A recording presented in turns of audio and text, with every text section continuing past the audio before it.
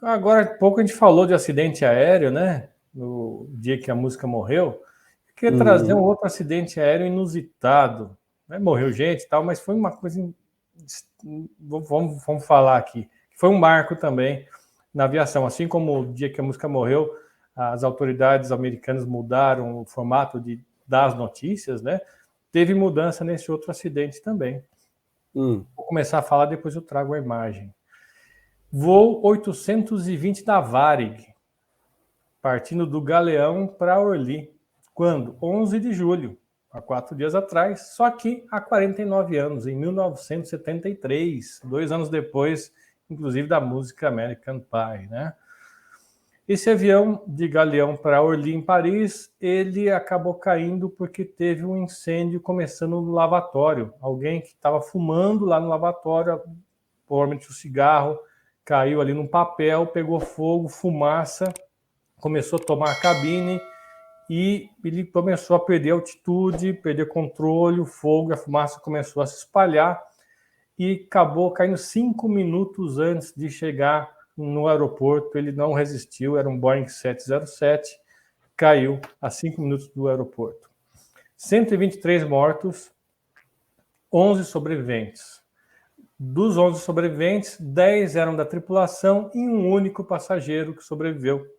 Foi o único que não obedeceu a ordem de ficar sentado, amarrado lá com o cinto de segurança no assento. Ele estava na última fileira e aí, quando nos últimos instantes, ele levantou, saiu correndo, foi lá para frente junto com todo mundo e aí o avião fez o pouso forçado, fogo, fumaça, e os únicos sobreviventes foram os 10 da tripulação e ele que estava ali junto da frente. Vou colocar a imagem para vocês. Aqui é o local da queda do avião da Varig. E quem está à direita? Ricardo Trajano, o único sobrevivente. Na época ele tinha 21 anos. Ele estava indo para Londres, porque era o templo do rock. Então ele tocava guitarra, ele queria conhecer Londres, ele comprou esse bilhete, queria fazer uma escala em Paris e depois ia chegar em Londres. E acabou, né, caindo o avião e ele não chegou lá. Como consequência dessa tragédia, foi justamente que a Federação Internacional, né, de Aviação, a partir desse incidente, resolveu proibir fumar nos lavatórios, justamente para evitar novos acidentes do tipo. Né?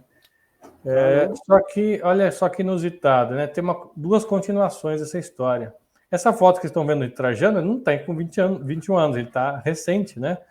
É uma reportagem recente sobre ele, por quê? Porque ele contou depois que ele se recuperou dos ferimentos dessa queda, meses depois, ele voltou lá no balcão da Varig. Falou, seguinte, eu tinha comprado um bilhete aqui para ir para Londres e não consegui, o avião caiu, fui o único sobrevivente aí, o passageiro. Aí conta que a moça, a atendente, deu um abraço nele e tal, para comemorar que ele sobreviveu e a Varig deu, claro, a passagem para ele. Ele conseguiu finalmente chegar em Londres, né?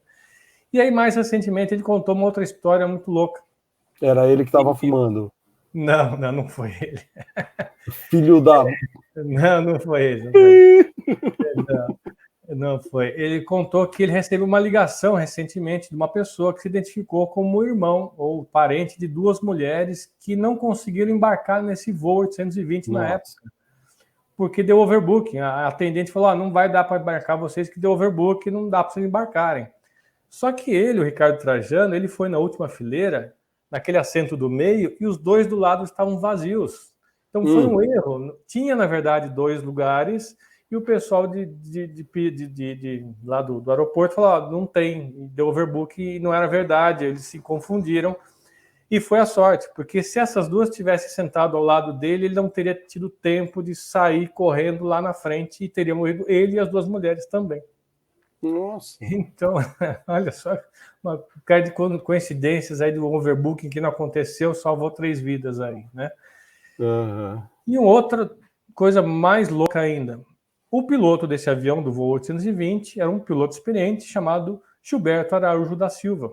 Ele pousou, né, fez pouso forçado, ele foi um dos 11 sobreviventes, só que 6 anos depois, em 30 de dezembro de 1979, voo da Varig 967, saindo de Narita International Airport, no Japão, com destino a Galeão, com escala em Los Angeles, mais ou menos 1 hora depois que saiu do voo. Saiu do aeroporto de Narita.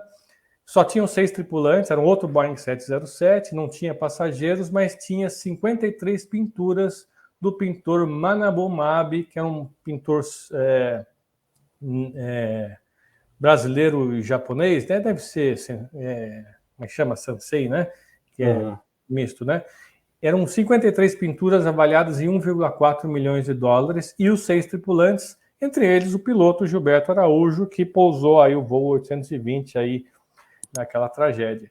1 hora depois de sair do aeroporto, perdeu-se o contato de rádio com esse avião e nunca mais se soube o que aconteceu com ele.